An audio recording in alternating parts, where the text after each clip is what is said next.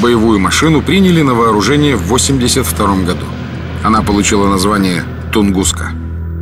На машине размещаются 8 пусковых установок для управляемых ракет и 2 двуствольные автоматические пушки калибра 30 мм. В боекомплект каждого автомата входит почти 2000 выстрелов. Из пушек за 1 секунду залпа в цель посылается до 80 снарядов. При этом их начальная скорость 960 метров в секунду. Модернизированный зенитный комплекс «Тунгуска» и по сей день находится на вооружении российской армии.